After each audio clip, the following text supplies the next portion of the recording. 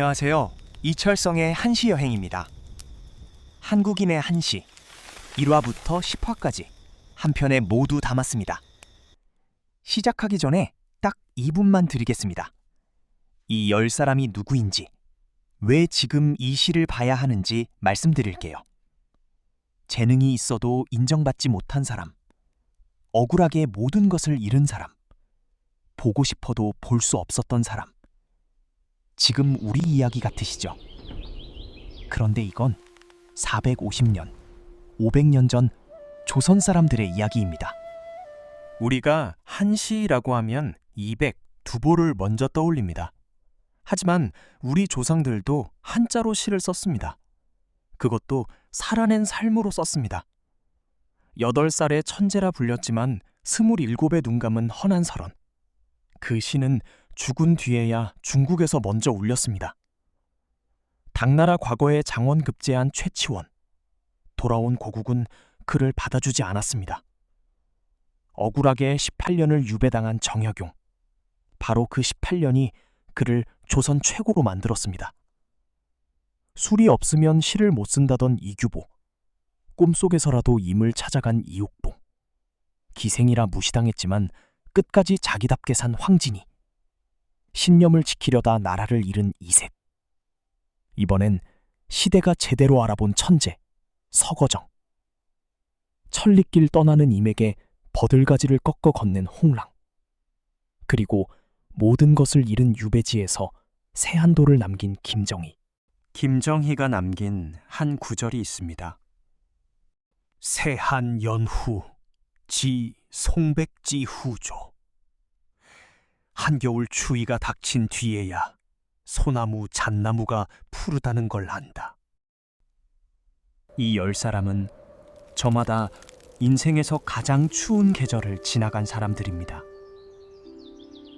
그리고 바로 그 자리에서 가장 푸른 시를 남겼습니다. 왜 이 시들이 500년을 살아남았을까요? 지금부터 그 답을 10편에 담아 보내드립니다. 마음에 드셨다면 구독과 좋아요, 알림 설정 잊지 말아주세요. 한국인의 한시, 지금 시작합니다.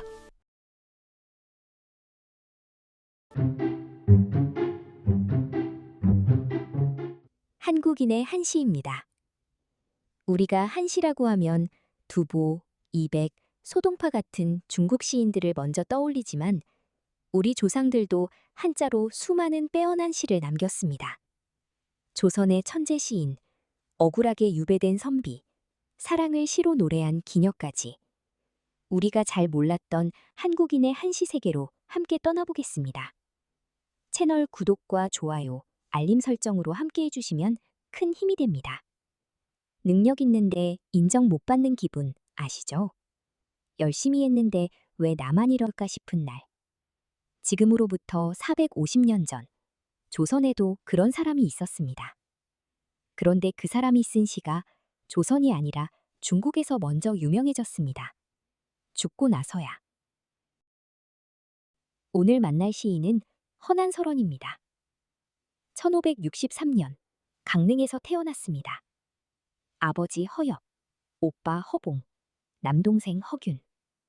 홍길동전을 쓴 바로 그 허균입니다. 이 집안 사람들은 글을 너무 잘 써서 허씨 오문장이라 불렸습니다. 그 집안의 딸 허난설원. 8살에 쓴 글이 당대 학자들을 놀라게 했습니다. 정말 8살짜리가 썼단 말인가? 천재였습니다. 그런데 15살에 결혼을 했습니다. 조선시대의 여자는 스스로 결혼 상대를 고를 수 없었습니다. 얼굴도 모른 채 부모님이 정해준 남자와 결혼해야 했습니다. 남편 김성립. 그는 글을 쓰는 아내보다 기생들과의 풍류를 더 즐겼습니다. 시어머니와의 갈등도 계속됐습니다. 아들을 잃었습니다. 딸을 잃었습니다. 뱃속의 아이까지 잃었습니다. 천재 시인에게 허락된 건 오직 하나였습니다. 시. 첫 번째 시입니다. 곡자. 죽은 자식을 곡한다는 뜻입니다.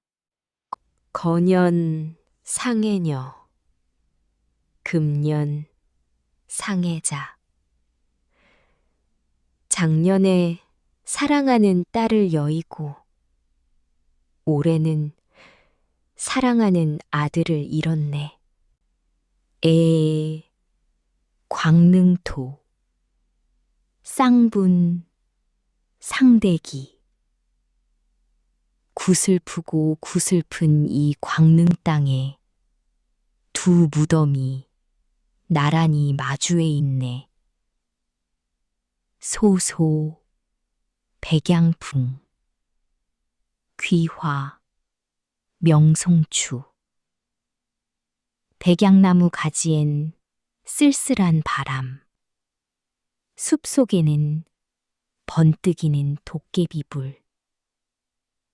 지전, 초여백, 현주, 조녀구. 지전으로 너희들 넋을 부르고 무덤 앞에 맑은 물을 따라 놓노라. 응지, 재영혼, 야야, 상추유. 너희 오누이 넋이 서로 알아. 밤마다 정겹게 어울려 놀겠지. 종유, 복중해, 안가, 기장성. 뱃속에 아기가 있다 한들 어찌 제대로 자라기를 바라랴. 낭음, 황대사, 혈읍, 비탄성. 부질없이 황대사만 읊조리면서 피눈물에 꼭꼭 울음을 삼키노라. 이 시를 쓸 때 그녀의 나이 20 남짓이었습니다. 두 아이를 잃고 무덤 앞에 서서 혼자 지전을 태웠습니다. 뱃속의 아이도 결국 잃었습니다. 아무리 불러도 아이들은 돌아오지 않았습니다. 두 번째 시입니다. 빈여움, 가난한 처녀의 노래입니다. 호난서로는 자신의 슬픔만 쓰지 않았습니다. 세상의 다른 여자들도 보았습니다. 빈여움은 모두 사수로 된 연작시입니다. 일수입니다. 기시, 핍용색, 공침, 복공직. 남보다 인물도 빠질 것 없고 바느질, 길쌈솜씨 다 좋건만. 소소, 장안문, 양매, 불상식. 가난한 집안에 나고 자라서 좋은 중매쟁이 알지 못하네. 아무리 능력이 있어도 태어난 조건이 맞지 않으면 기회조차 오지 않는 사람. 450년 전에도 있었습니다. 이수입니다. 부대, 하나색, 진일, 당창직. 춥고 굶주려도 내색치 않고 온종일 창가에서 길쌈을 하네. 유유, 부모련, 살인, 하회식. 오직 부모만이 가엾이 여기니 이웃이야 어찌 내 속을 알랴. 힘들어도 티내지 못하고 혼자 버티는 사람. 부모만 알아주는 그 마음. 삼수입니다. 야구, 직미휴, 아랄, 명헌기. 밤늦도록 쉼없이 길쌈만 하니 딸각딸각 쓸쓸한 배틀의 울림. 기중, 일필년, 종작, 아수이. 배틀에 짜여가는 한 필의 명주. 다 되면 누구의 옷이 될 건가? 밤새 내 손으로 만든 것이 결국 남의 것이 되는 현실. 사수입니다. 수파, 금전도. 야한, 십지직. 쇠로 만든 가위를 손에 잡으니 밤 추위에 10손가락 곱아오네. 위인, 작가의. 연년, 환독숙. 남을 위해 시집갈 옷 지어주고 해가 또 바뀌어도 홀로 잔다네. 남의 혼수를 밤새 짓고 정작 자신은 홀로 잠드는 여자. 해가 바뀌어도 또 바뀌어도. 허난설원은 이것이 자신의 이야기이기도 했다는 것을 알고 있었습니다. 27살. 그녀는 스스로 자신의 죽음을 예감했다고 합니다. 죽기 전 마지막 시에는 이런 구절이 있습니다. 27년 일몽간. 삶의 27년이 꿈 하나 사이 27의 세상을 떠났습니다. 죽으면서 남긴 유언은 내 시를 모두 불태워라. 평생 써온 시들이 불길 속으로 사라졌습니다. 그런데 남동생 허균이 누나의 시 일부를 몰래 베껴두었습니다. 명나라 사신 주지번에게 건넸습니다. 주지번은 읽고 나서 탄식했습니다. 이런 시인이 조선에 있었단 말인가. 허난설원의 시는 중국에서 먼저 출판됐습니다. 1606년, 그녀가 죽고 17년 뒤의 일입니다. 조선에서 인정받지 못했던 시인이 중국에서 극찬을 받았습니다. 천재는 살아있을 때 인정받지 못하는 경우가 많습니다. 그러나 시는 남습니다. 오늘의 한 구절을 드립니다.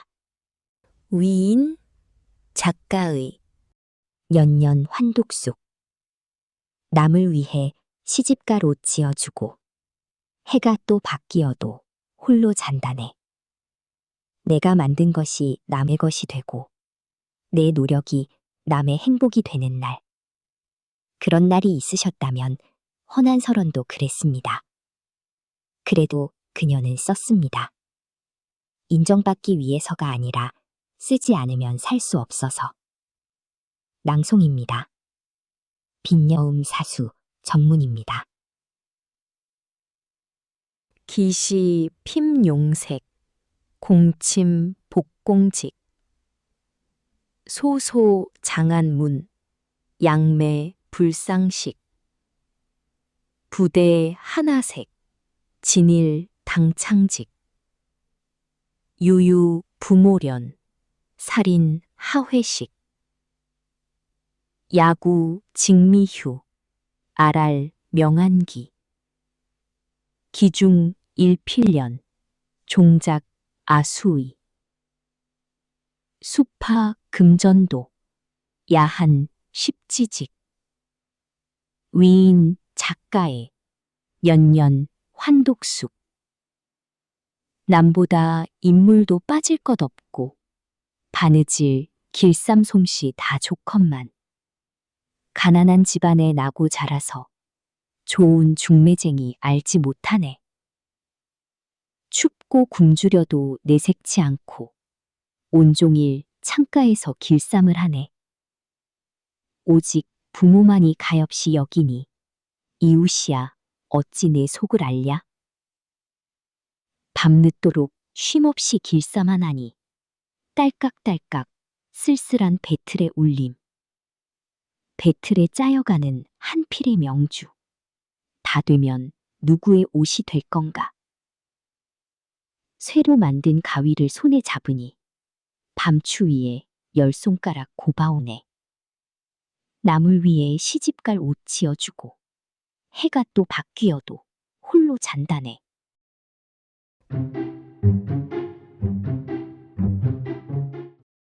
해외 연수도 다녀오고 자격증도 따고 논문도 쓰고 막상 돌아왔더니 자리가 없다는 말.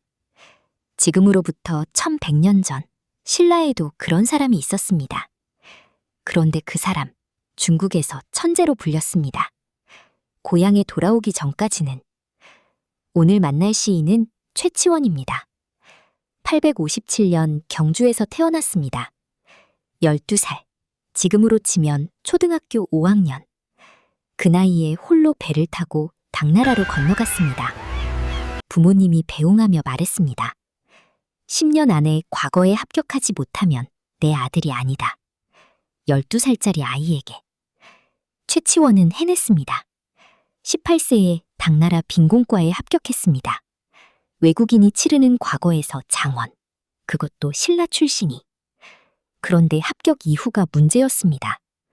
당나라에서 외국인이 실제 관직을 얻는 건 또 다른 일이었습니다. 급제 이후 2년 동안 자리가 나지 않았습니다. 최치원은 낙양을 떠돌았습니다. 글을 써서 팔고 남의 문서를 대신 써주며 끼니를 이었습니다. 그 시절에 쓴 시가 수백 편입니다. 자리 없는 천재가 홀로 이국 땅에서 글을 쓰던 시절. 2년 뒤 율수현의 말단 현위로 임명됐습니다. 지금으로 치면 지방군청의 하급 공무원 정도. 그 율수현 시절 재미있는 이야기가 하나 전해집니다. 현 남쪽에 쌍여분이라는 오래된 무덤이 있었습니다. 두 자매가 묻힌 곳이었습니다. 아버지가 억지로 장사치에게 시집 보내려 하자 둘이 함께 스스로 목숨을 끊은 두 여인의 무덤. 최치원이 무덤 앞 바위에 시를 써붙였습니다. 그대들 꿈속에서 만날 수 있다면 긴긴 밤 나그네를 위로함이 무슨 허물이 되리요. 그날 밤 달이 밝고 바람이 좋은데 아름다운 두 여인이 나타났습니다. 세 사람은 술을 마시고 시로 화답하며 밤을 보냈습니다. 달이 지고 닭이 울자 두 여인은 시를 지어 남기고 사라졌습니다. 천년의 한을 풀었습니다. 최치원은 눈물이 흐르는 줄 깨닫지 못했다고 전해집니다. 물론 전설입니다. 하지만 이 이야기가 수의전에 실려 1000년 넘게 전해진 데는 이유가 있습니다. 이국 땅에서 홀로 밤을 보내던 그 외로움이 진짜였기 때문입니다.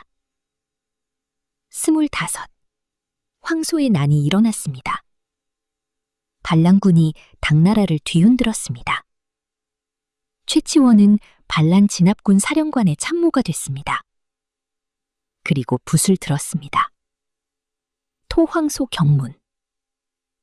온 세상이 너를 죽이려 하고 땅속 귀신들도 이미 의논했을 것이다. 이 경문을 읽던 황소가 자기도 모르게 침상에서 내려앉았다고 전해집니다. 문장 하나로 적장을 제압한 사람. 당나라 황제가 직접 금과 물고기 모양 패를 하사했습니다. 당나라 전체가 그의 이름을 알았습니다. 첫 번째 시입니다. 추야우중. 가을 비 내리는 밤이라는 뜻입니다. 바로 이 당나라 시절에 쓴 시입니다. 추풍 유고음, 새로 소지음. 가을바람에 괴로이 읊조리 나니 세상에는 나를 알아주는 이 드물구나. 창외 삼경우, 등전 말리심. 창밖에는 깊은 밤 비만 내리는데 등불 앞에 내 마음은 만리를 달리네. 오원절구 네 줄. 그런데 이 짧은 시 안에 황소를 침상에서 내려앉힌 사람의 진짜 속마음이 있습니다. 새로 소지음. 세상에 나를 알아주는 이 드물다. 당나라에서 인정받고 칭찬받고 이름을 날렸지만 아무도 진짜 나를 몰랐다는 것. 그리고 창밖에는 비. 등불 하나 앞에 홀로 앉아서 만리박 신라를 그리던 밤. 이 시는 그 밤에 쓰인 것입니다. 29. 최치원은 고국 신라로 돌아왔습니다. 당나라 최고의 문장가라는 타이틀을 갖고. 그런데 신라는 달랐습니다. 신라에는 골품제가 있었습니다. 아무리 뛰어나도 태어난 신분이 육두품이면 올라갈 수 있는 자리에 한계가 있었습니다. 최치원은 육두품이었습니다. 당나라 황제에게 직접 인정받은 사람이 정작 자기 나라에서는 신분의 벽에 막혔습니다. 처음에는 왕 곁에서 일했습니다. 하지만 곧 진골 귀족들에게 밀려 지방 태수로 내보내졌습니다. 함양, 부성, 대산.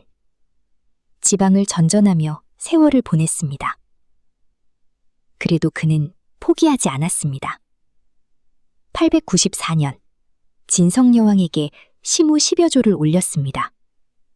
나라를 살릴 개혁안 10가지. 여왕은 읽었습니다. 칭찬했습니다. 아찬이라는 관직을 내렸습니다.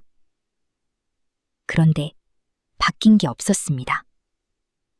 진골 귀족들이 들고 일어났습니다. 개혁은 묻혔습니다. 최치원은 다시 지방으로 밀려났습니다. 그리고 그는 관직을 버렸습니다. 두 번째 시입니다. 제 가야산 독서당. 가야산 독서당에 쓴다는 뜻입니다. 모든 것을 포기하고 해인사에 은거하던 시절, 말년에 쓴 시입니다. 광분 첩석 후 중만.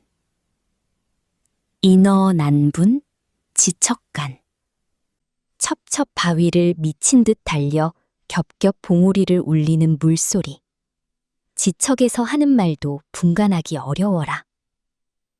상공 12성, 도이, 고교류수, 진농산. 늘 두렵건대 시비하는 소리 내 귀에 닿을까봐 일부러 흐르는 물로 온 산을 둘러버렸네. 칠원절구, 네 줄. 세상의 시비 소리가 귀에 들릴까봐 두렵다. 그래서 물소리로 산을 둘러버렸다. 이것은 자연을 노래한 시가 아닙니다. 절망한 사람의 시입니다. 나라를 바꾸고 싶었지만 아무것도 바뀌지 않았을 때, 그래도 계속 들려오는 세상의 소란이 두려울 때, 그는 물소리에 모든 것을 맡겼습니다. 마지막 이야기입니다. 해인사에서도 그는 완전히 조용할 수 없었습니다. 어느 날 그는 시종들을 물리치고 지리산 깊은 곳으로 걸어 들어갔습니다. 화개천을 따라 걷다가 계곡과 너럭바위에 이르러 더러워진 귀를 개울물에 씻었습니다. 세상이 시비 소리에 물든 귀를. 그리고 짚고 온 지팡이를 개울가에 꽂으며 말했습니다. 이 지팡이가 큰 나무로 자라나면 나도 살아있는 것이고 나무가 죽으면 나도 죽은 것으로 알라.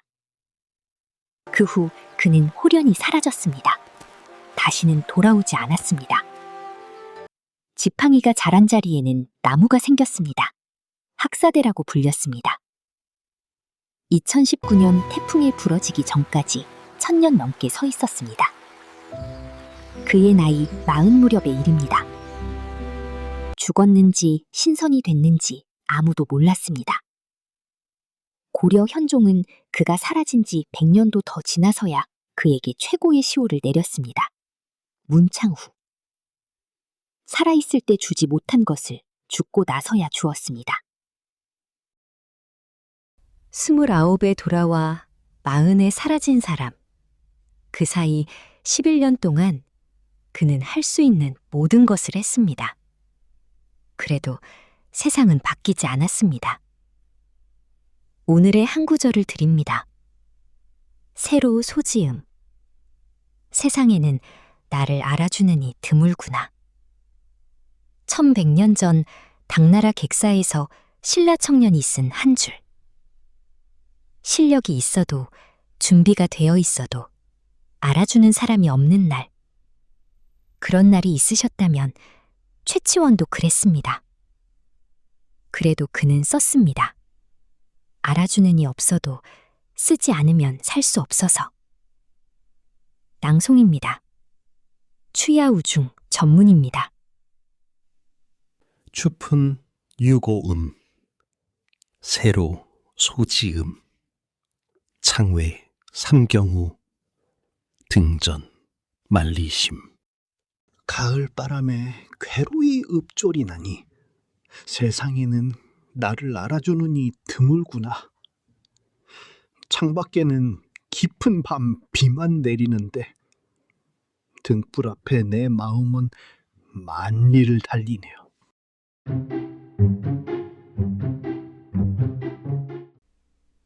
퇴근 후 딱 한 잔 해야 사람 되는 기분 아시죠? 그냥 집에 가면 뭔가 허전한 그 기분. 850년 전 고려에도 그런 사람이 있었습니다.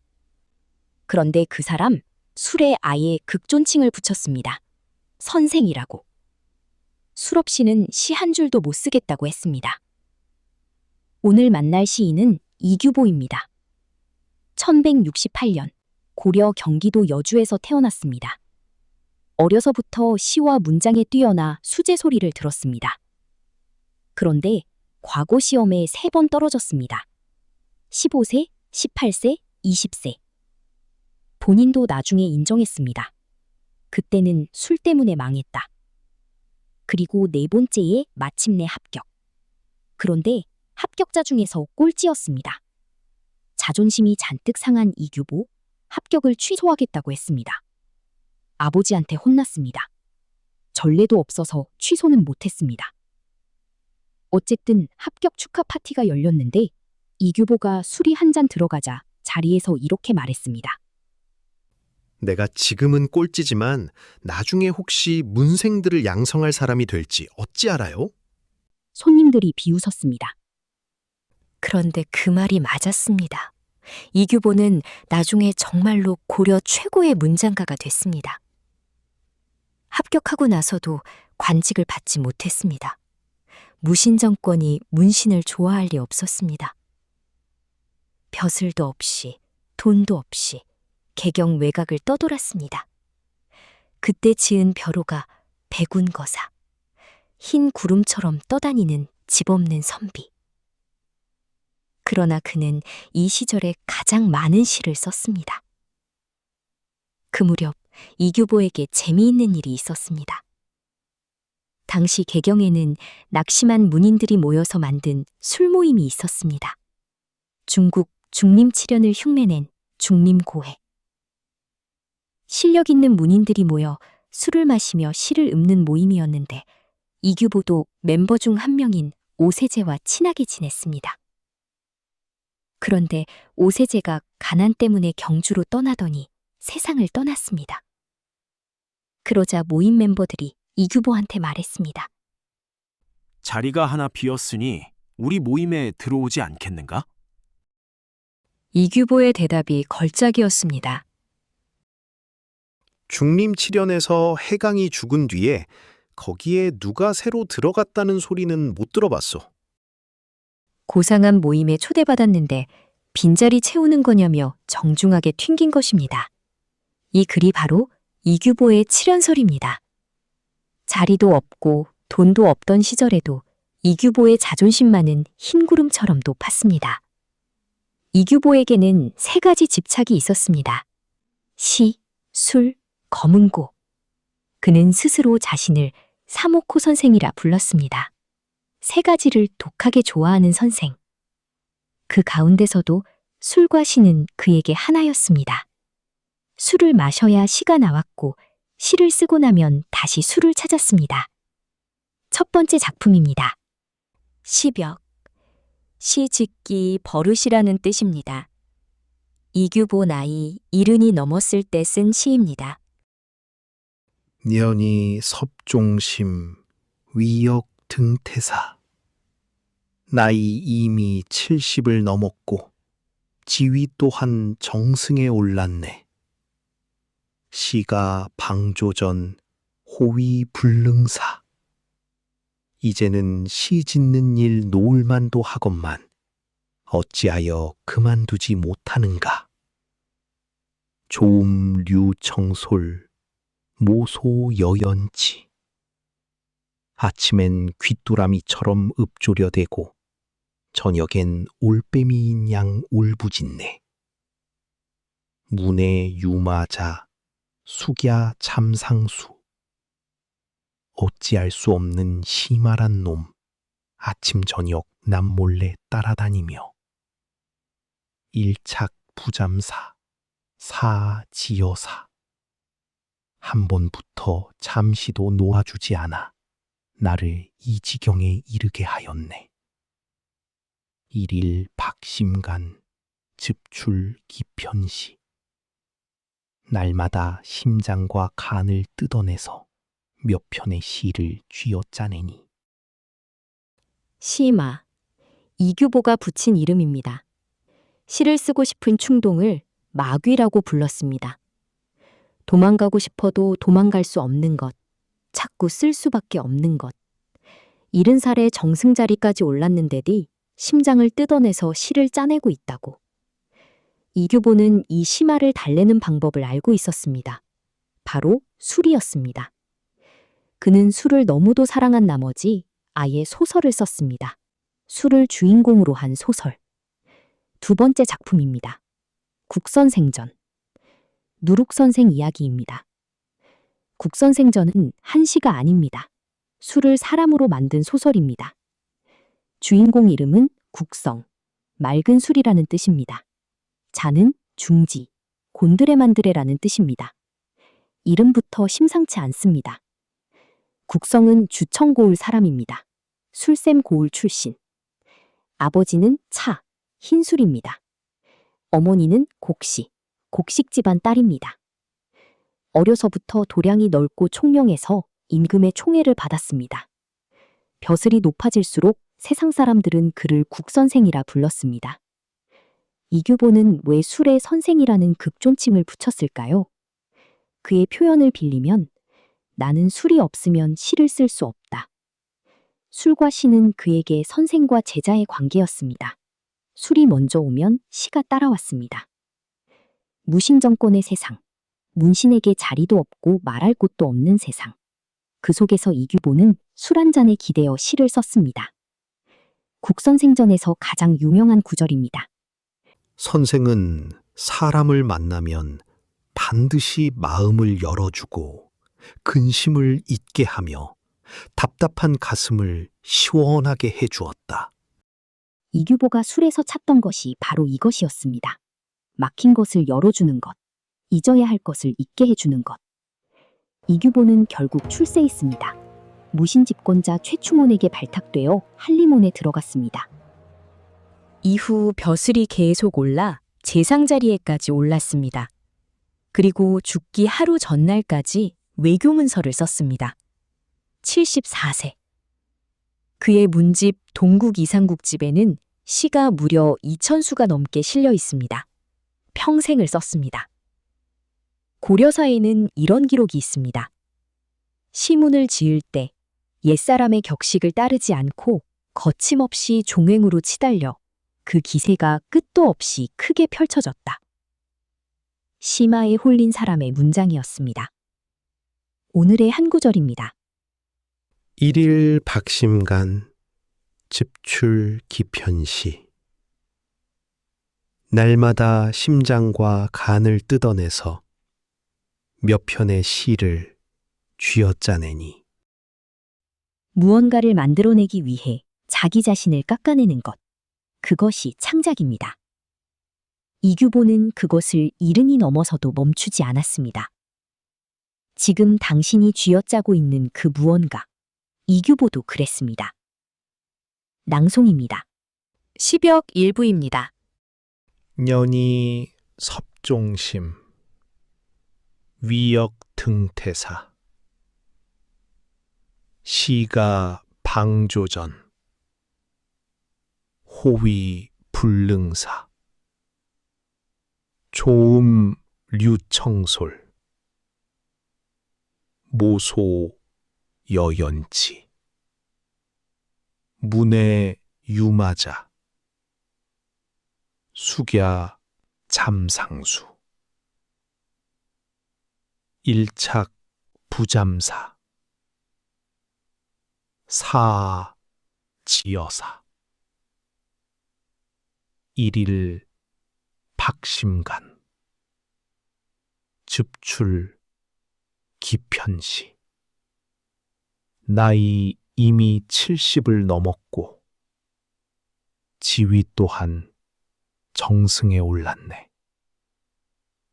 이제는 시 짓는 일 놓을만도 하건만 어찌하여 그만두지 못하는가. 아침엔 귀뚜라미처럼 읊조려대고 저녁엔 올빼미인 양 울부짖네. 어찌할 수 없는 시말한 놈. 아침 저녁 남몰래 따라다니며 한 번 붙어 잠시도 놓아주지 않아 나를 이 지경에 이르게 하였네. 날마다 심장과 간을 뜯어내서 몇 편의 시를 쥐어짜내니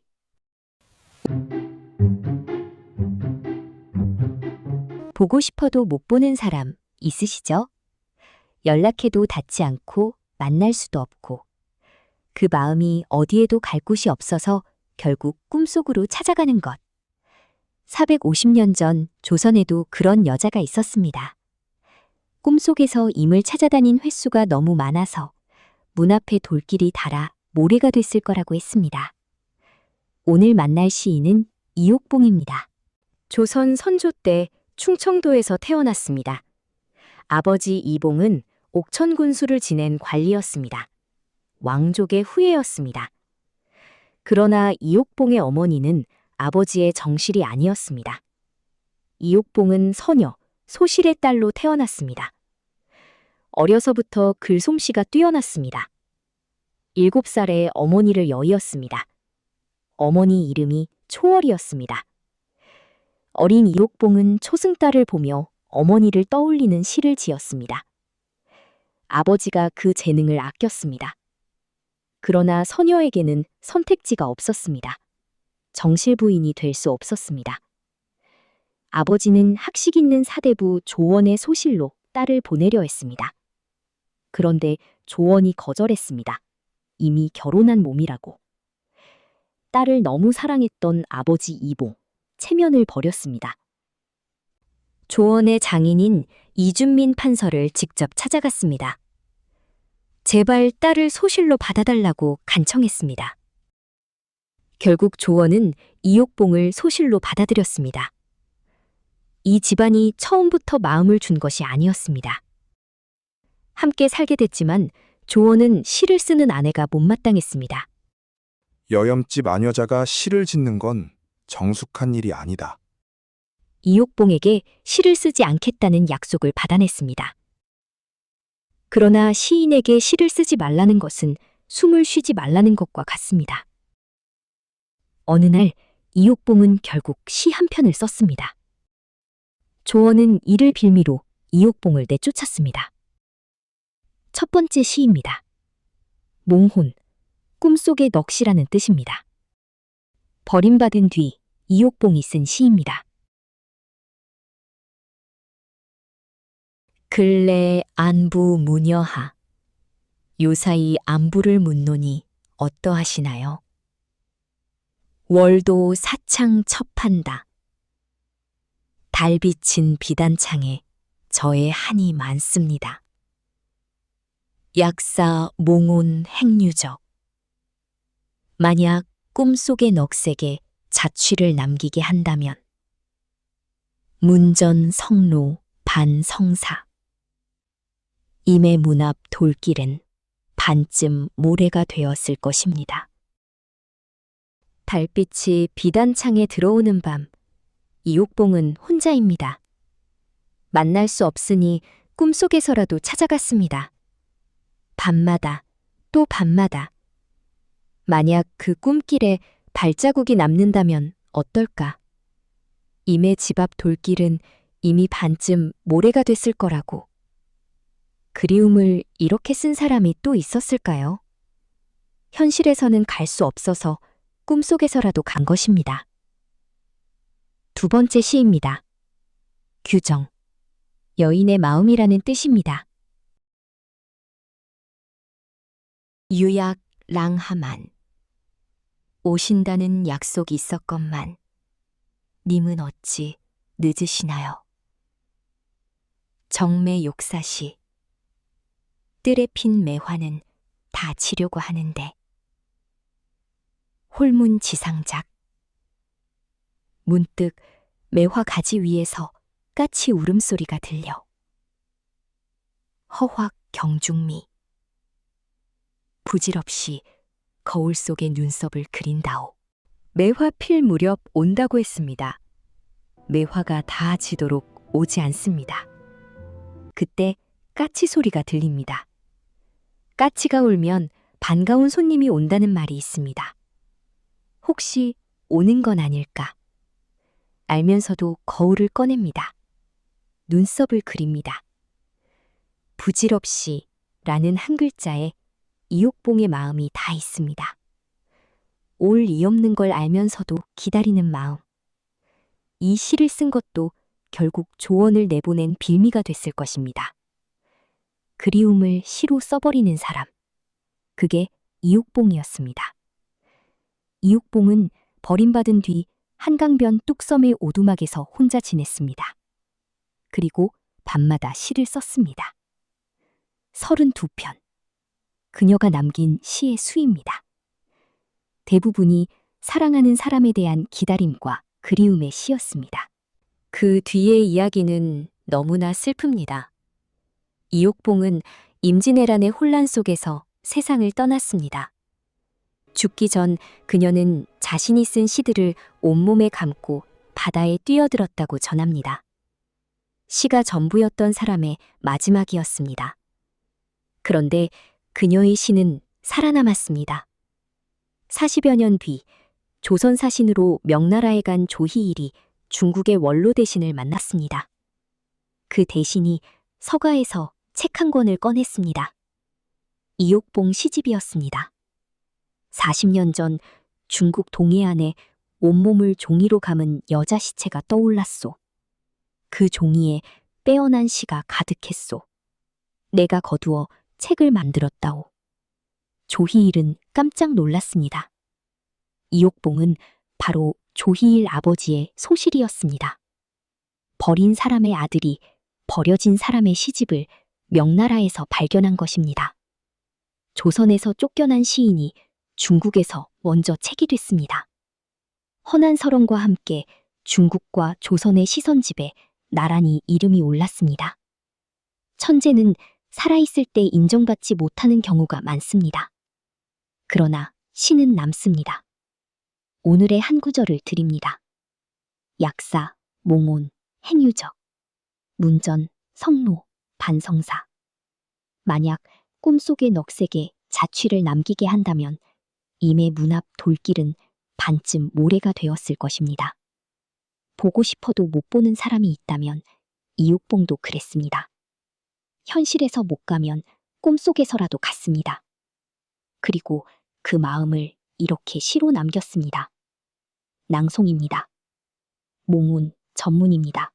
근래 안부 문여하 월도 사창 첩한다.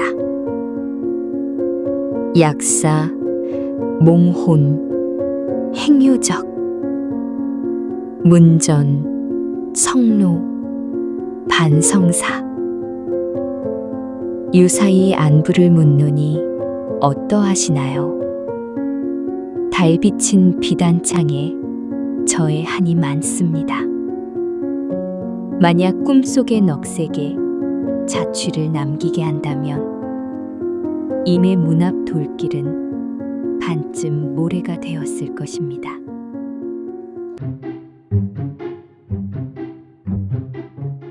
열심히 일했는데 갑자기 자리를 빼앗기는 것. 아무 잘못도 없는데 누군가의 결정 하나로 모든 것이 무너지는 것. 그런 일이 생기면 사람은 두 가지 중 하나를 선택합니다. 무너지거나 더 단단해지거나. 지금으로부터 220년 전 조선에도 그런 사람이 있었습니다. 억울하게 18년을 유배 보내졌습니다. 그런데 그 18년이 그를 조선 역사상 가장 위대한 학자로 만들었습니다. 오늘 만날 시인은 정약용입니다. 1762년 경기도 남양주에서 태어났습니다. 호는 다산. 그의 이름 앞에는 항상 천재라는 말이 따라붙었습니다. 어린 시절부터 글쓰기가 남달랐습니다. 15살에 이미 성호 이익의 실학저서를 읽으며 조선의 현실을 고민하기 시작했습니다. 22살, 과거에 합격했습니다. 그리고 당시 임금, 정조의 눈에 들었습니다. 정조는 정약용을 곁에 두었습니다. 단순한 신하가 아니었습니다. 정조가 직접 가르치고 함께 공부하는 관계였습니다. 정약용은 정조의 명으로 수원 화성 건설을 설계했습니다. 무거운 돌을 들어올리는 거중기를 발명해 공사 기간을 획기적으로 단축했습니다. 지금 봐도 놀라운 과학적 설계였습니다. 한강에 배다리도 놓았습니다. 임금의 행차를 위해 배를 나란히 연결해 강을 건너는 다리를 만든 것입니다.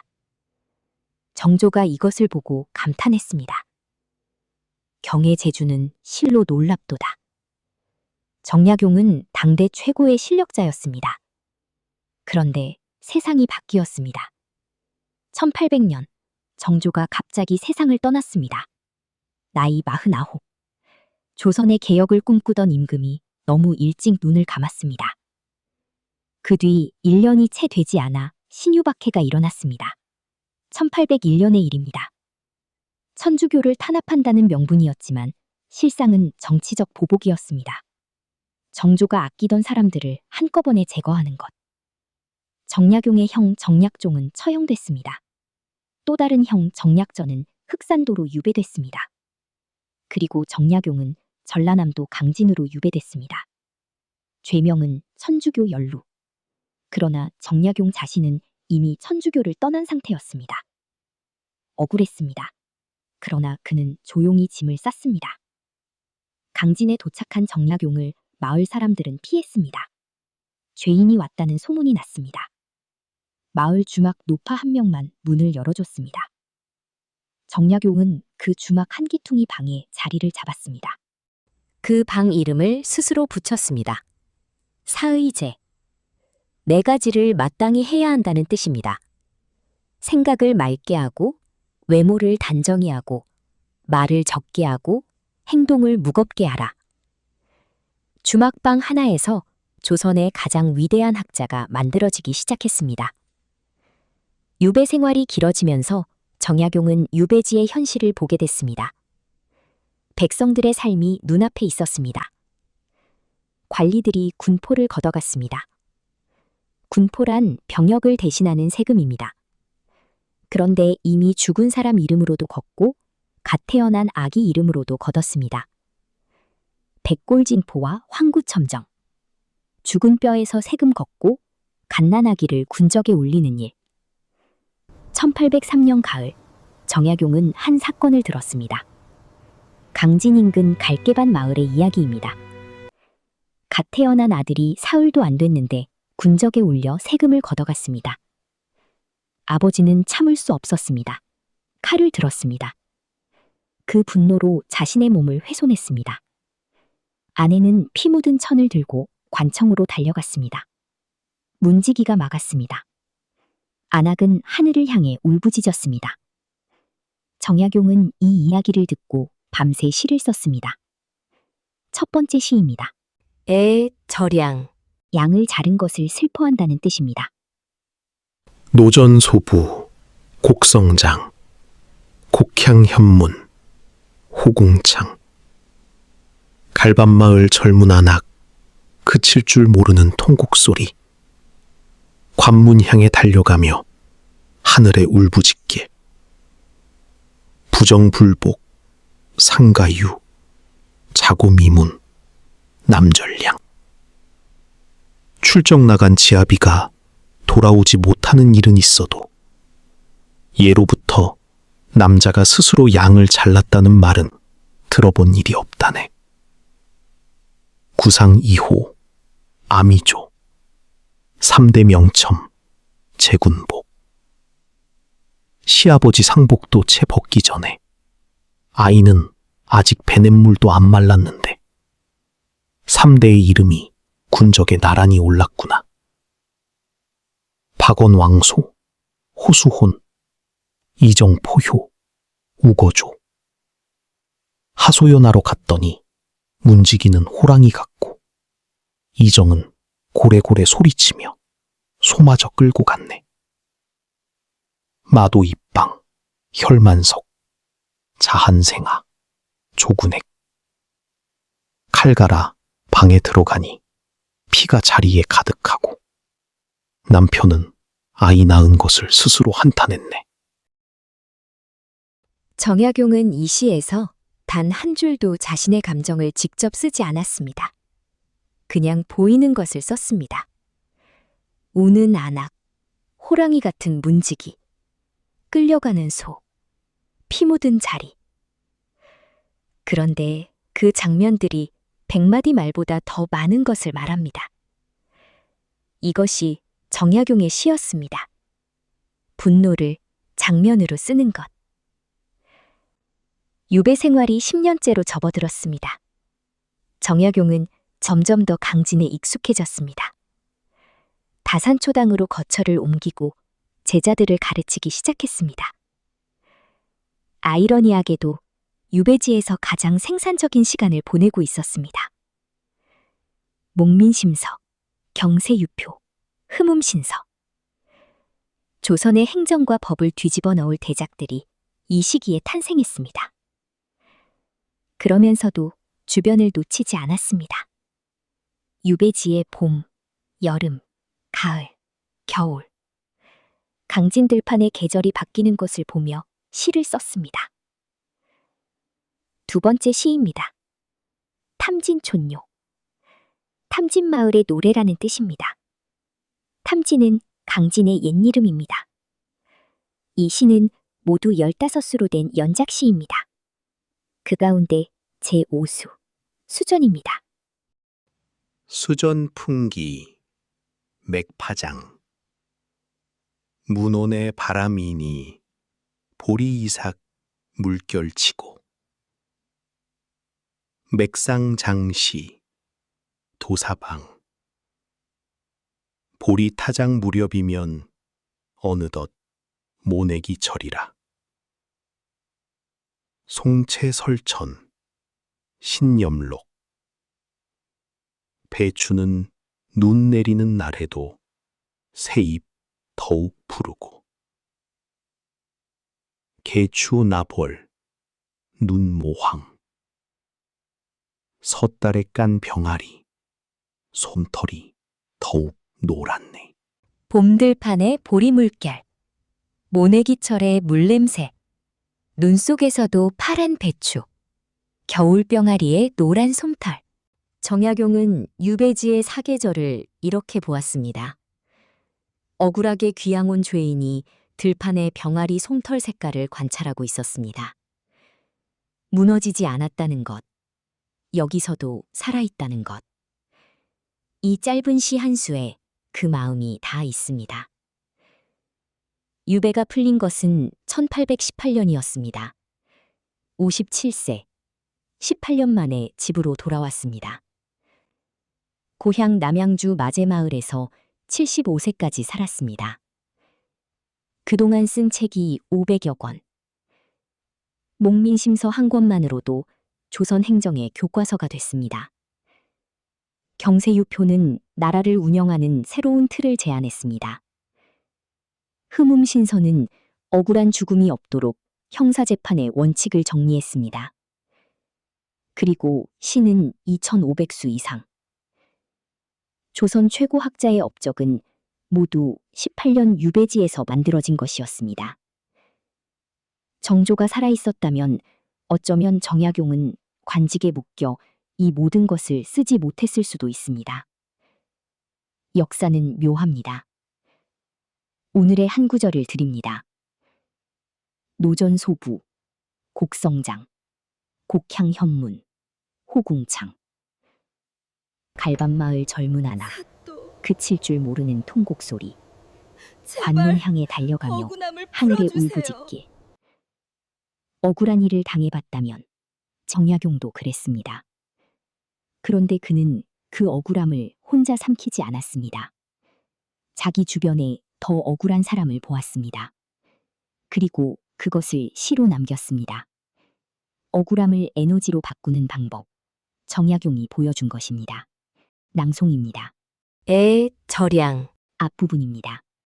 노전소부 곡성장 곡향현문 호궁창 부정불복 상가유 차고미문 남절량 구상이호 아미조 삼대 명첨 제군보 박원왕소 호수혼 이정포효 우거조 마도입방 혈만석 자한생아 조군액 갈반마을 젊은 안악 그칠 줄 모르는 통곡소리 관문 향해 달려가며 하늘에 울부짖길 출정 나간 지아비가 돌아오지 못하는 일은 있어도 예로부터 남자가 스스로 양을 잘랐다는 말은 들어본 일이 없다네.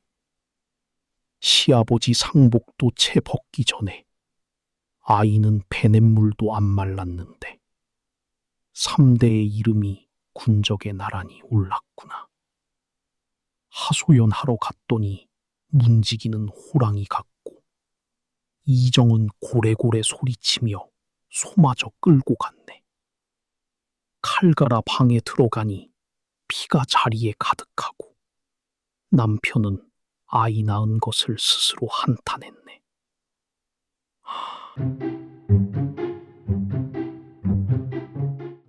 남들이 정해준 길 말고 내 방식대로 살아보고 싶다는 생각 해보신 적 있으시죠? 다들 이렇게 살라는데 나는 내 식대로 가겠다고 마음먹는 일. 그게 쉽지 않다는 걸 우리는 압니다. 시선이 무섭고 자리가 흔들리니까요. 지금으로부터 500년 전 조선에 그렇게 산 여자가 있었습니다. 신부는 기생이었습니다. 조선에서 기생은 사람 대접조차 제대로 받지 못하던 자리였습니다. 그런데 그녀가 남긴 시는 500년이 지난 지금도 살아있습니다. 오늘 만날 시인은 황진이입니다. 개성 출신, 본명은 황진. 기생으로서의 이름은 명월, 밝은 달이라는 뜻이었습니다. 생물년은 정확히 전하지 않습니다. 조선 중종 무렵의 사람입니다. 황진이의 출생에 대해서는 황진사의 서녀라는 이야기도 있고 안못 보는 어머니의 딸이라는 이야기도 있습니다. 기생이 된 사연으로는 이런 이야기가 전합니다. 황진이가 15살 무렵 이웃의 한 서생이 그녀를 남몰래 사모하다 상사병으로 세상을 떠났습니다.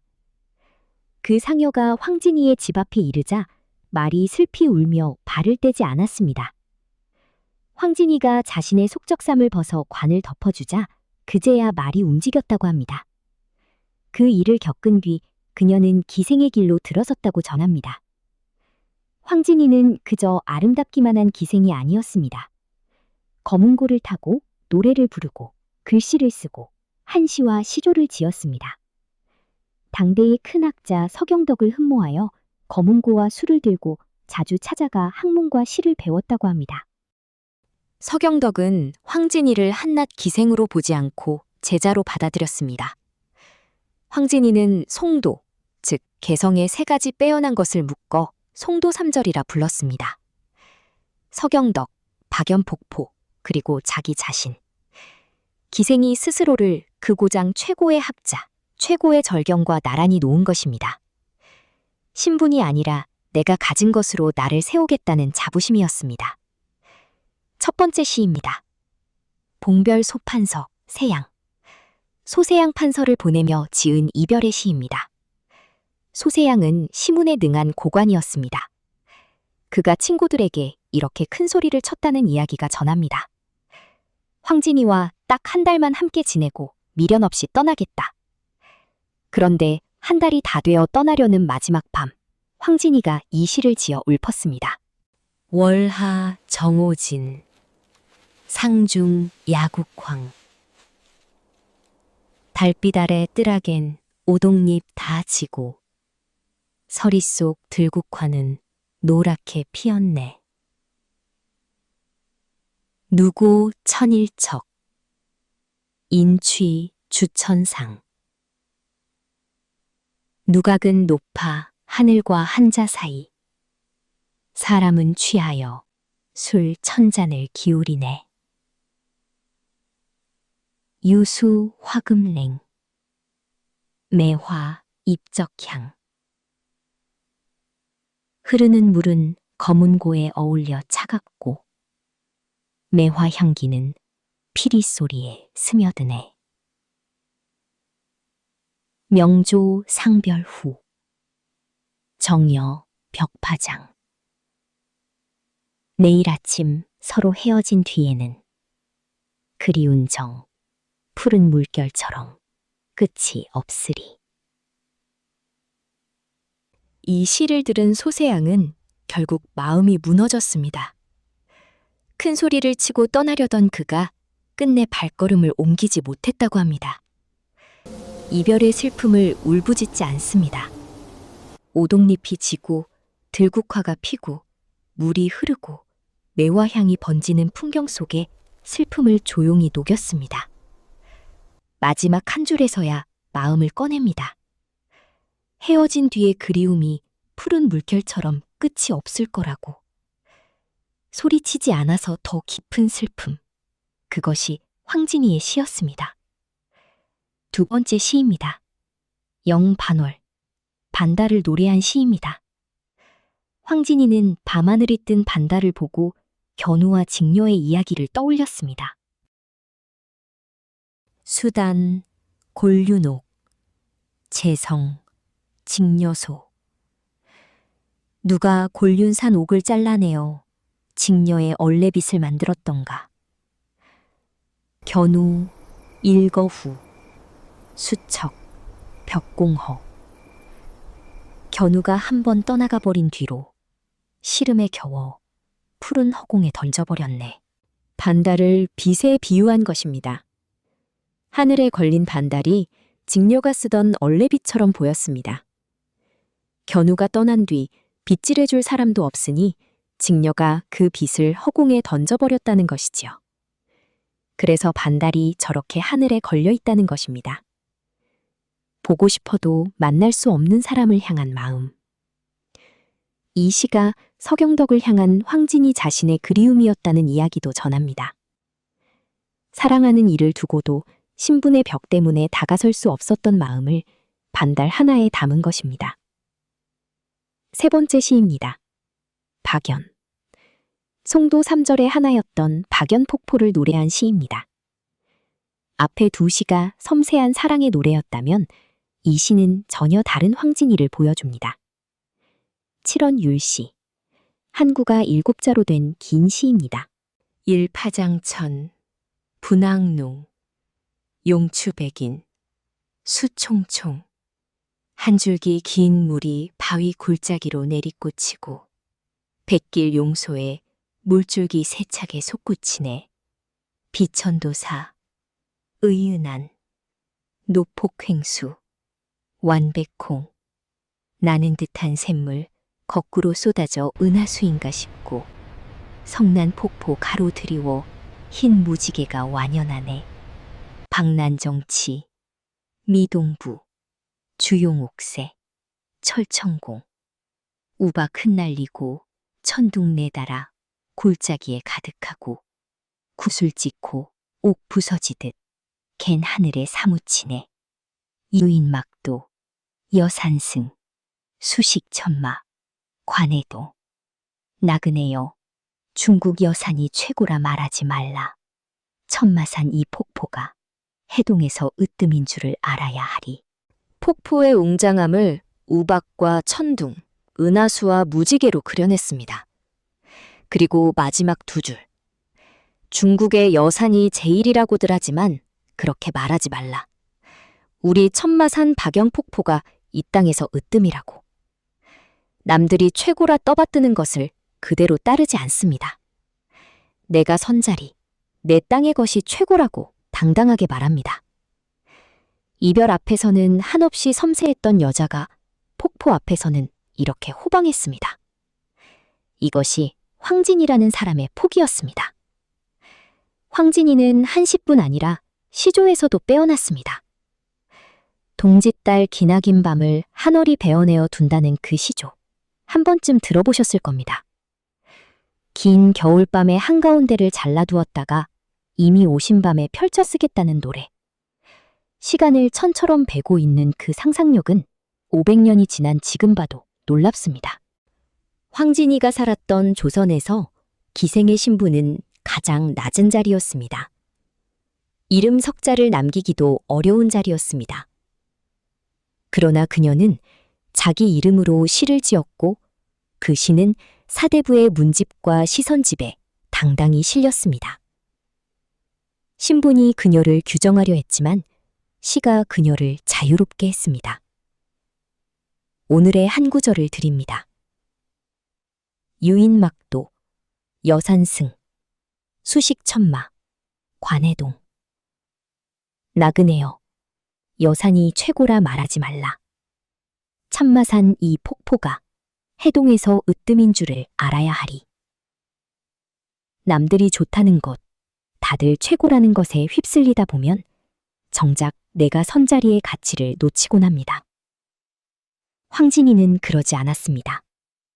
신분도, 시선도, 남들의 기준도 그녀를 흔들지 못했습니다. 내 자리의 가치를 내가 알았고 내 방식대로 살았습니다. 그래서 그녀의 시는 500년을 살아남았습니다. 낭송입니다. 봉별 소판서, 세양, 전문입니다. 월하, 정오진, 상중, 야국황, 누고, 천일척, 인취, 주천상, 유수, 화금냉, 매화, 입적향, 명조, 상별후, 정여, 벽파장, 달빛 아래 뜨락인 오동잎 다 지고 서리 속 들국화는 노랗게 피었네. 누각은 높아 하늘과 한자 사이 사람은 취하여 술 천잔을 기울이네. 흐르는 물은 거문고에 어울려 차갑고 매화 향기는 피리 소리에 스며드네.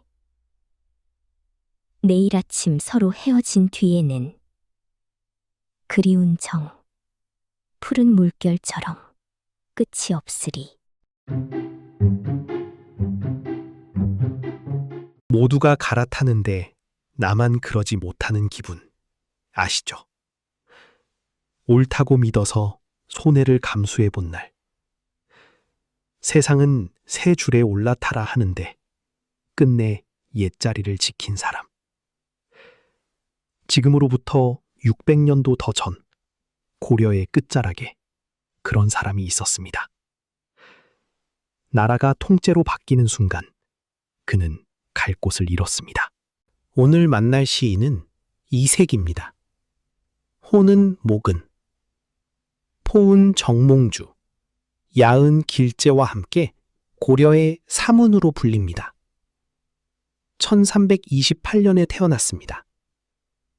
아버지 이곡도 이름난 대학자였습니다. 부자가 나란히 원나라 과거에 급제한 집안. 이색은 어려서부터 신동이었습니다. 원나라 수도로 유학을 떠나 당대 최고의 학문을 익혔고 외국인의 몸으로 원나라 조정의 벼슬까지 올랐습니다. 조선 성리학의 뿌리가 된 사람. 정몽주도 권근도 그의 제자였습니다. 말 그대로 시대의 천재였습니다. 23살 무렵 원나라에서 고려로 돌아오던 길, 이색은 평양을 지나다 부병루라는 누각에 오릅니다. 그곳은 이미 사라진 나라 고구려의 옛 도읍이었습니다. 첫 번째 시입니다. 부병루. 옛 왕조의 폐허에 올라 지난 날을 그리는 노래입니다. 작과 영명사 잠등 부병루. 지난번 영명사를 지나다가 잠시 부병루에 올랐네. 성공 월일편 성로 운천추. 텅 빈 성엔 조각달 하나. 오래된 바위는 천년 구름과 함께 늙었네.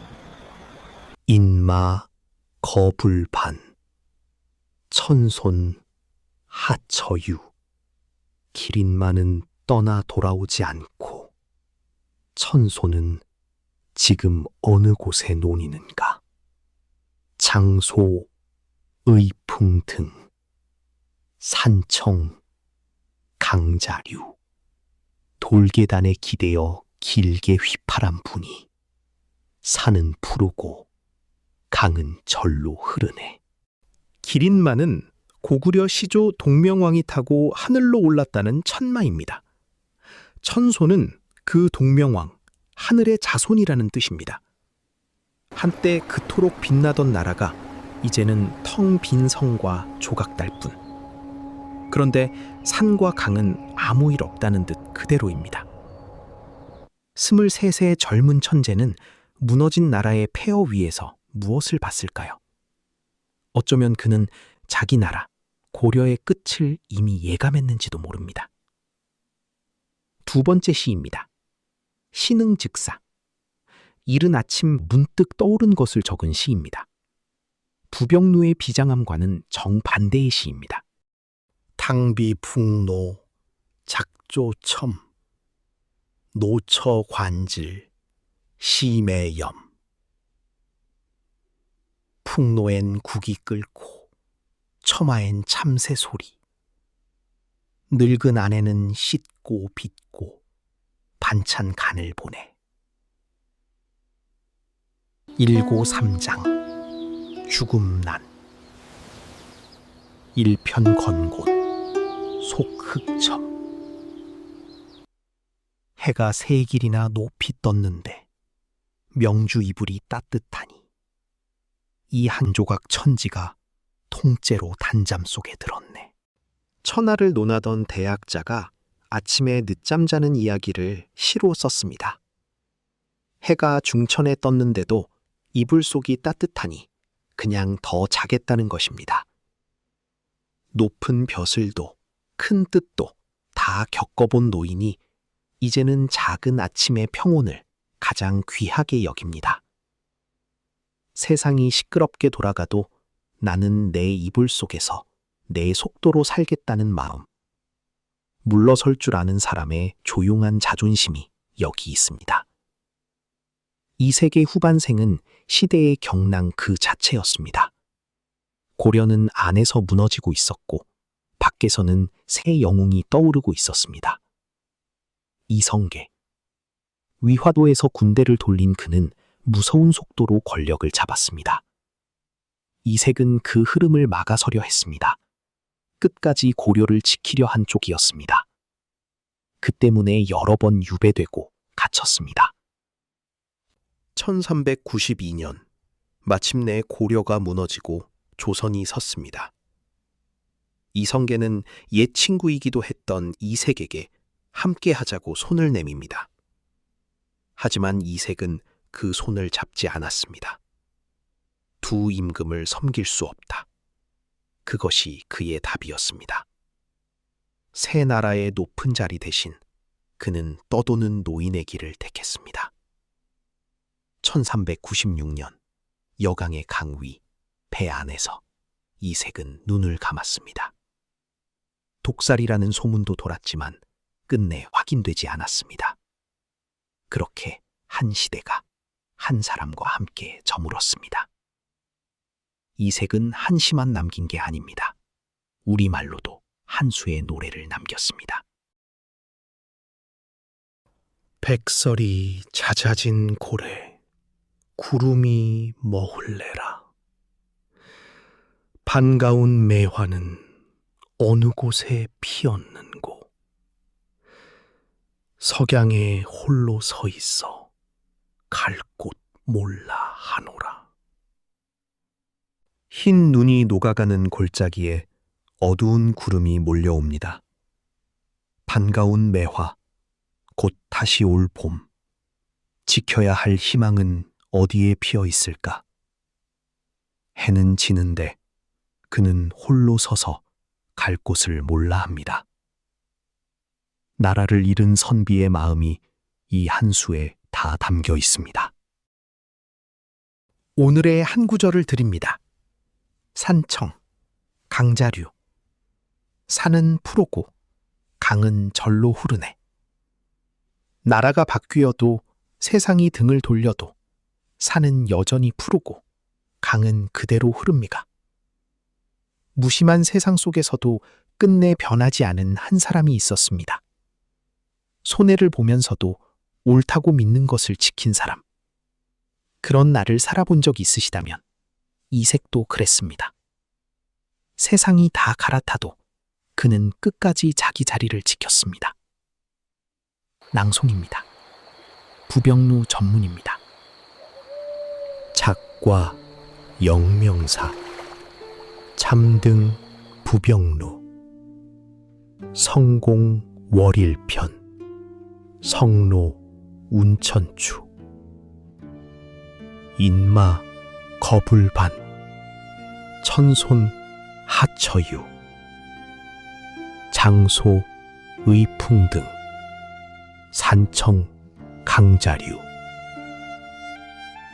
지난번 영명사를 지나다가 잠시 부병루에 올랐네.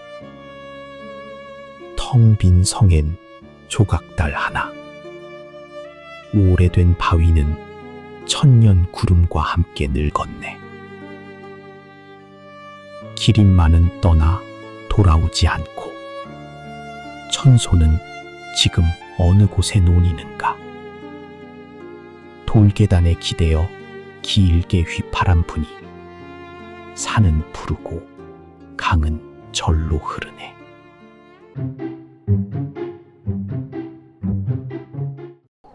지난 1화에서 만난 허난설원 기억하시나요? 재능이 넘쳤지만 시대가 알아주지 않았던 시인. 27의 세상을 떠나면서 자신의 시를 모두 불태우라 했습니다. 오늘은 정반대입니다. 시대가 먼저 그를 찾아왔습니다. 오늘 만날 시인은 서거정입니다. 1420년 달성에서 태어났습니다. 6살에 시를 짓고 13살에 문장으로 이름을 알렸습니다. 25세 과거에 급제했습니다. 그런데 여기서 끝이 아닙니다. 이후로도 과거에 또 급제하고 또 급제하고 또 급제했습니다. 문신정시에서 장원, 발영시에서 급제, 등준시에서 3등. 시험만 보면 합격했습니다. 그리고 45년. 세종, 문종, 단종, 세조, 예종, 성종. 6 임금을 섬겼습니다. 그 시절 임금이 바뀌면 신하도 함께 바뀌는 경우가 많았습니다. 그런데 서거정은 어떤 임금 아래서도 살아남았습니다. 아니, 살아남은 게 아니라 더 중요해졌습니다. 문영, 나라의 문장을 총괄하는 자리, 대제학. 서거정은 이 자리를 무려 23년 동안 지켰습니다. 조선 역사 전체를 통틀어 가장 오래 앉아 있었던 기록입니다. 경국대전, 동국통감, 동국여지승남, 동문선. 우리가 역사책에서 배운 조선의 기틀을 세운 책들이 모두 그의 손에서 나왔습니다. 그가 평생 쓴 시만 1만 1000여 편, 조선 최다 시인입니다. 그런데 뭔가 이상하지 않으세요? 허난설원은 시를 불태우라 했는데 서거정은 왕명으로 책을 냈습니다. 같은 조선, 같은 시대. 한 사람은 시대가 버렸고 한 사람은 시대가 총애했습니다. 무엇이 달랐을까요? 성별이요. 맞습니다. 하지만 서거정의 삶을 들여다보면 또 다른 것이 보입니다. 그는 그 많은 업적 사이에서도 끝까지 시인으로 살았습니다. 국가의 전책과 사명을 쓰는 와중에도 봄날의 버들 그림자를 보았고 한강 저녁 노을을 바라봤습니다. 세상이 그를 알아주었기에 그는 세상을 더 풍요롭게 노래할 수 있었습니다. 첫 번째 시입니다. 춘일, 봄날. 금입 수양 옥사매 소지 신수 벽어태 춘수 충흥 수심천 연자 불래 화미개 수양 버들엔 금빛이 들고 매화는 옥빛을 떠나보내는데 작은 못의 새물은 이끼보다 더 푸르다. 봄 시름과 봄 흥취 어느 것이 더 깊은가? 제비도 오지 않고 꽃도 아직 피지 않았으니. 이 시를 읽으면 서거정이 보입니다.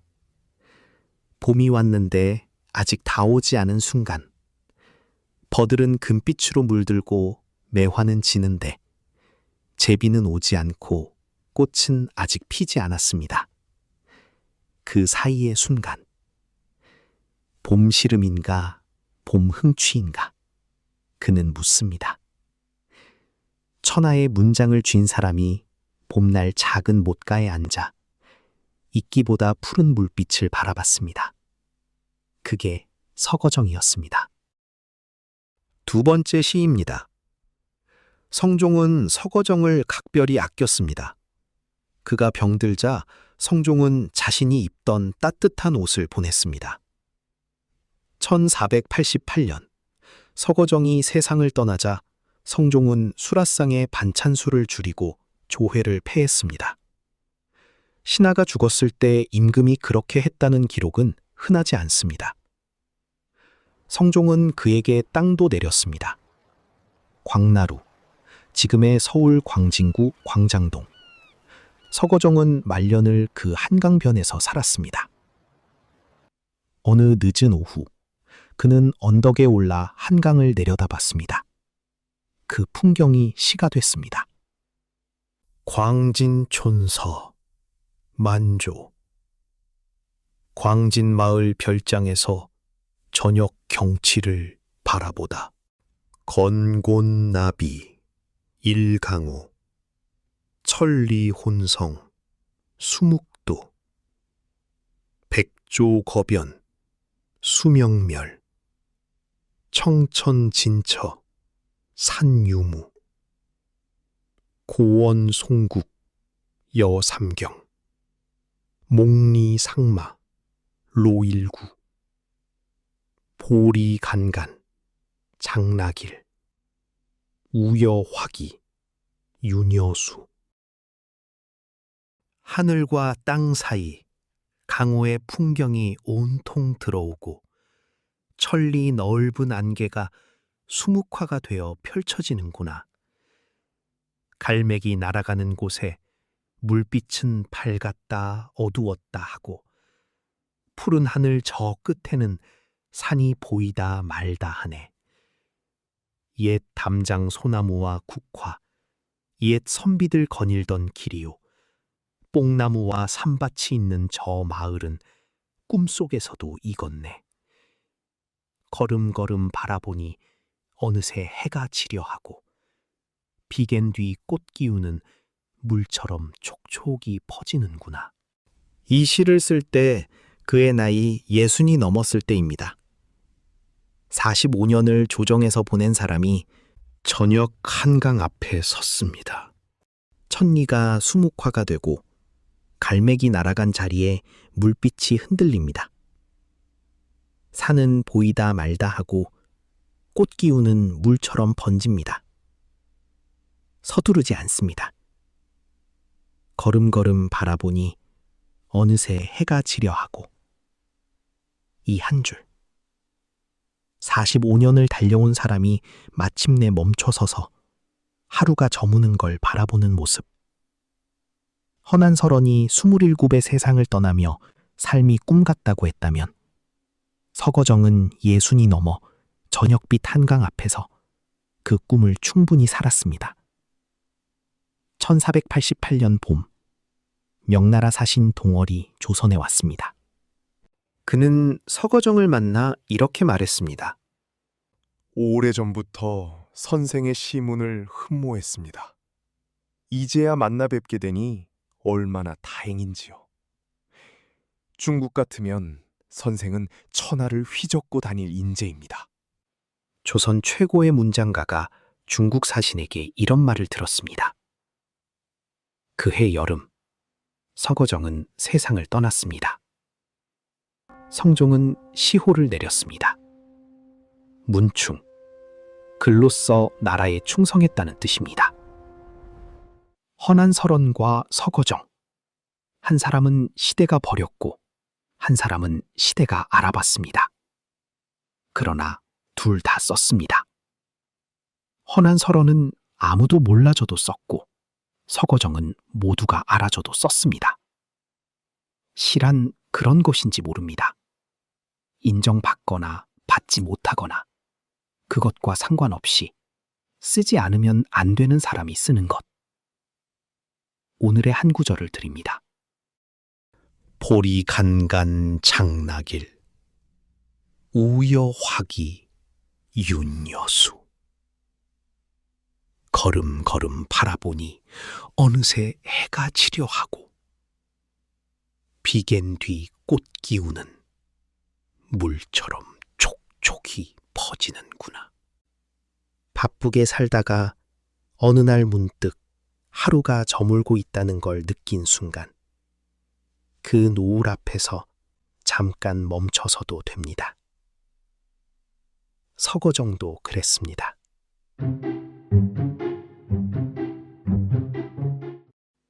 헤어져야 하는 순간, 마지막으로 뭔가를 전하고 싶었던 적 있으신가요? 문자를 쓰다 지우고, 전화를 걸다 끊고, 결국 아무 말도 못했던 그 순간. 450년 전 조선에 버들가지 하나로 그 마음을 전한 여자가 있었습니다. 오늘 만날 시인은 홍랑입니다. 생몰년도 정확히 알 수 없습니다. 출신지도 본명도 전해지지 않습니다. 우리가 아는 건 단 하나. 함경도 홍원의 관기였다는 것.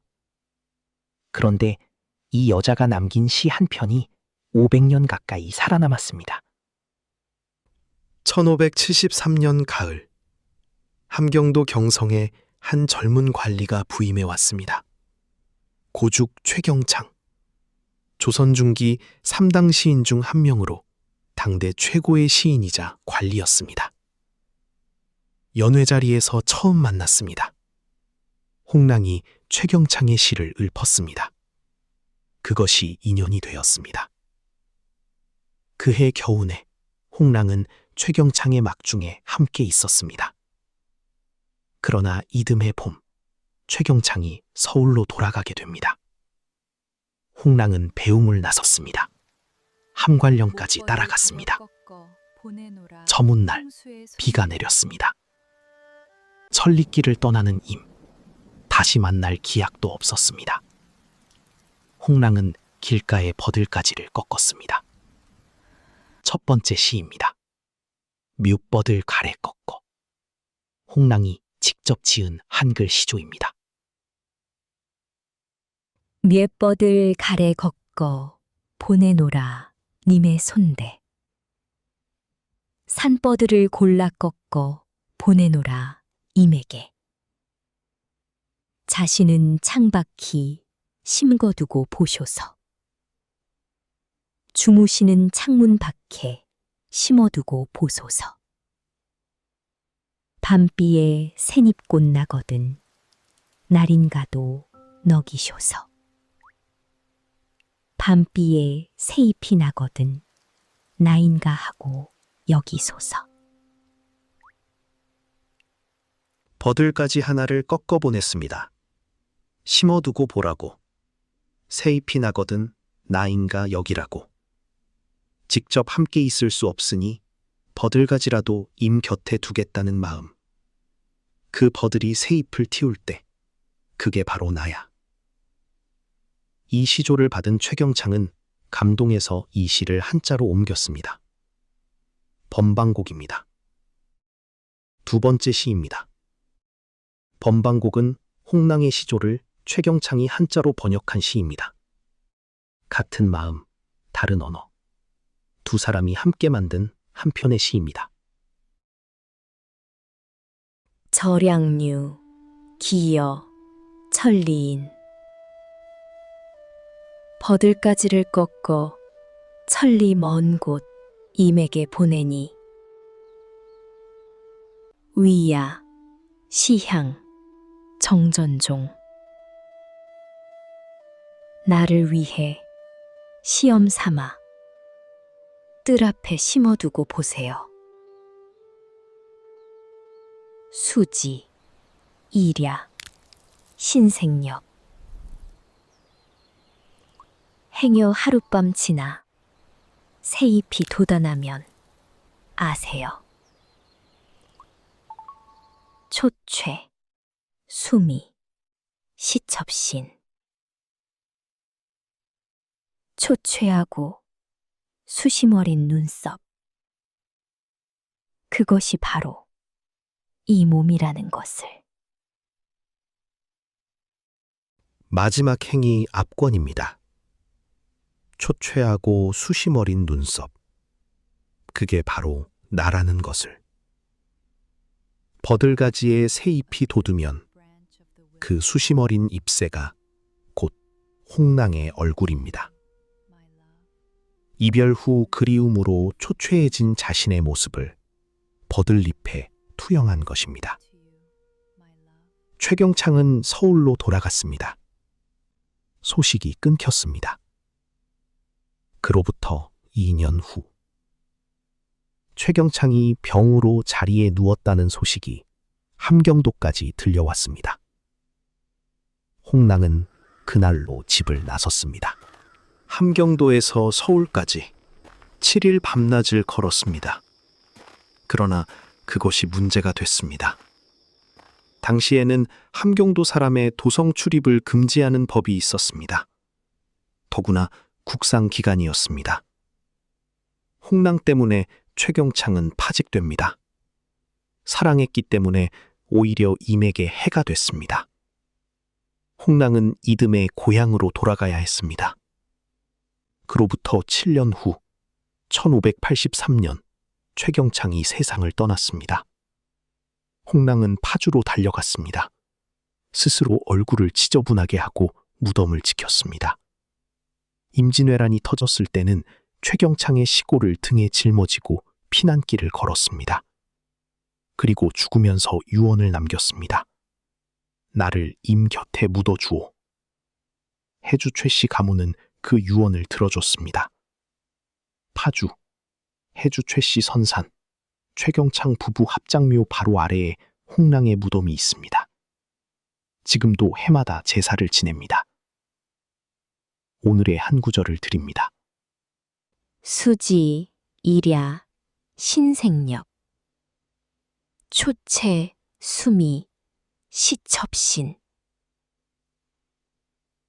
행여 하룻밤 지나 새잎이 돋아나면 아세요. 초췌하고 수심 어린 눈썹. 그것이 바로 이 몸이라는 것을. 이별한 뒤에도 상대를 생각하며 초췌해지는 마음. 버들잎 하나에 자신의 전부를 담아보낸 홍랑. 그 마음이 500년 가까이 살아남은 이유는 딱 하나입니다. 진심이었기 때문입니다. 낭송입니다. 번방곡 전문입니다. 절양류 기여 천리인. 위야 시향 정전종. 수지 일야 신생엽. 초최 수미 시첩신. 버들가지를 꺾어 천리 먼 곳 임에게 보내니 나를 위해 시험 삼아 뜰 앞에 심어두고 보세요. 행여 하룻밤 지나 새잎이 돋아나면 아세요. 초췌하고 수심 어린 눈썹.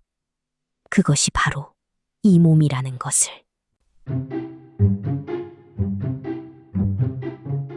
인생의 정점에 있다가 바닥까지 떨어져 본 적 있으세요? 가진 것도 곁에 있던 사람도 모두 사라진 자리. 지금으로부터 180여 년 전 조선 최고의 천재가 바로 그 자리에 있었습니다. 그런데 그가 가장 처참했던 그 자리에서 조선 최고의 작품이 태어났습니다. 오늘 만날 시인은 추사 김정희입니다. 1786년 충청도 예산에서 태어났습니다. 왕실과 이어진 명문가의 아들, 타고난 천재였습니다.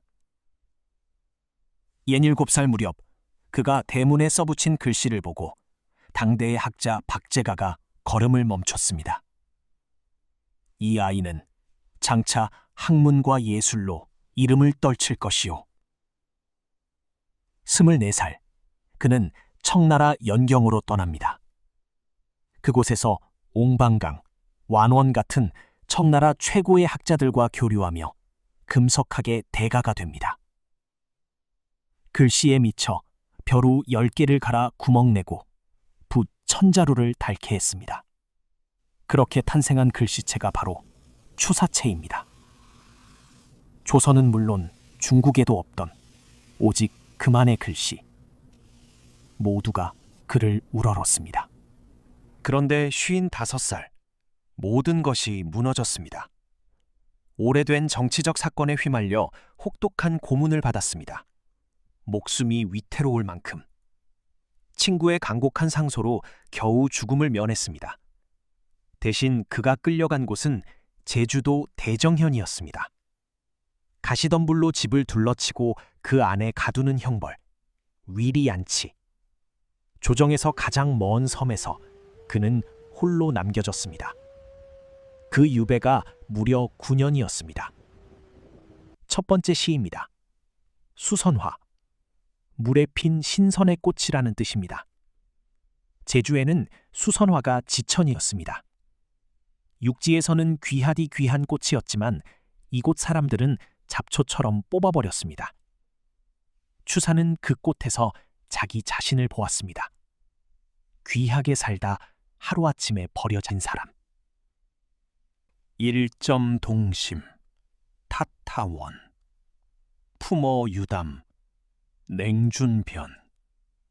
한 점 겨울 마음이 송이송이 둥글고 그윽하고 담담하여 시리도록 빼어났네.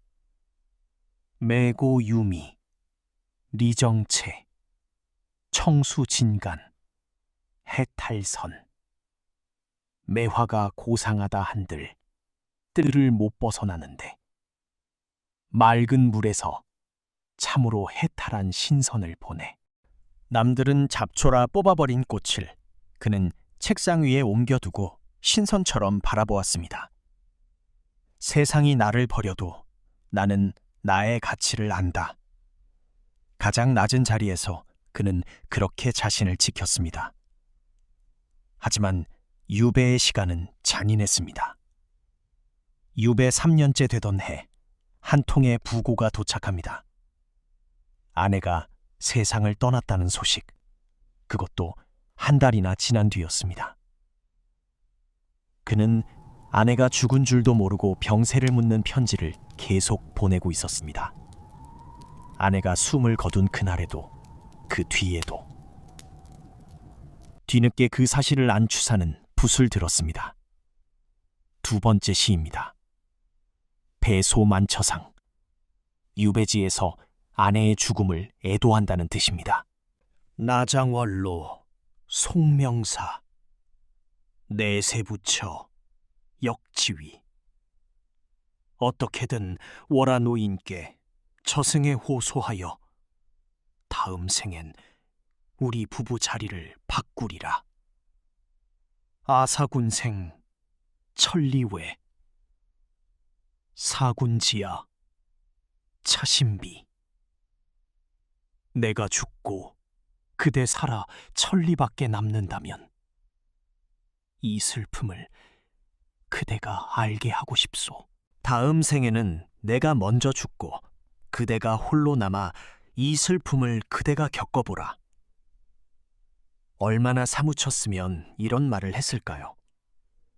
조선의 수많은 도망시 가운데 가장 절절한 시로 꼽힙니다. 아내도 떠나고 한때 곁을 메우던 벗들도 하나둘 연락을 끊었습니다. 권력을 잃은 유배객을 누가 찾겠습니까? 그런데 단 한 사람, 끝까지 그를 잊지 않은 이가 있었습니다. 제자 이상적이었습니다. 역관이었던 그는 청나라에 갈 때마다 구하기 어려운 귀한 책들을 제주의 스승에게 보냈습니다. 그 책을 권력자에게 바쳤다면 출세가 보장됐을 텐데 힘없는 유배객에게 변함없이 보낸 것입니다. 그 의리에 추사는 붓을 들었습니다. 메마른 붓질로 황량한 집 한 채와 소나무, 잣나무 몇 그루를 그렸습니다. 바로 세한도입니다. 그림 끝에 그는 논어의 한 구절을 적었습니다. 세한연후, 지 송백지 후조. 한겨울 추위가 닥친 뒤에야 소나무, 잣나무가 푸르다는 걸 안다. 가장 추운 계절이 와야 비로소 드러납니다. 누가 진짜였는지, 무엇이 변하지 않는지. 편안할 때는 보이지 않던 것이 혹독한 시절에야 보입니다. 잘 그린 그림이 아닙니다. 원근법도 맞지 않고 선도 거칠고 메마릅니다. 그러나 이 그림에는 꺾이지 않은 한 사람의 정신이 고스란히 담겨 있습니다. 그래서 세한도는 조선 문인화의 최고봉, 국보가 되었습니다. 모든 것을 잃은 자리에서 그는 가장 위대한 작품을 남긴 것입니다. 오늘의 한 구절을 드립니다. 세한연후, 지 송백지 후조. 한겨울 추위가 닥친 뒤에야 소나무, 잣나무가 푸르다는 걸 안다.